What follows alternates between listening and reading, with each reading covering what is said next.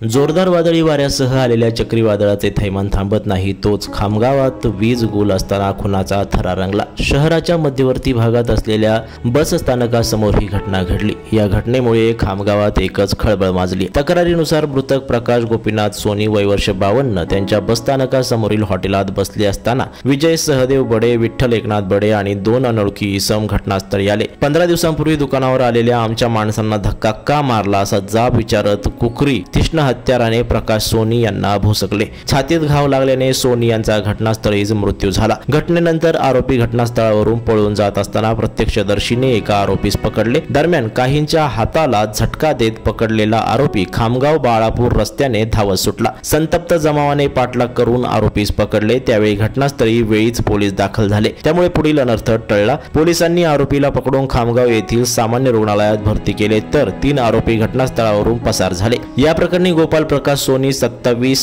राहणार रेखा प्लॉट सती फैल यांच्या तक्रारीवरून शहर पोलिसांनी विजय सहदेव बडे, विठ्ठल एकनाथ बडे आणि आणखी 2 अनोळखी इसमाविरोधात कलम 302 कलम 34 या अन्वये गुन्हा दाखल केला आहे। यातील आरोपी विजय बडे हा केंद्रीय रिझर्व्ह पोलीस दलातील सेवानिवृत्त पोलीस असल्याचे समजते। घटनेनंतर आरोपींनी घटनास्थळी सोडलेली एक कार शहर पोलिसांनी जप्त केली। ही कार शहर पोलीस स्टेशनला लावण्यात आली। प्राप्त माहितीनुसार पैशांच्या वादातून हा खून झाल्याची चर्चा पोलीस वर्तुळात होत आहे, त्यामुळे शहर पोलीस त्या दिशेने तपास करीत आहेत। शहर पोलिसांनी घटनास्थळाचे सोमवारी दुपारी स्थळ निरीक्षण केले।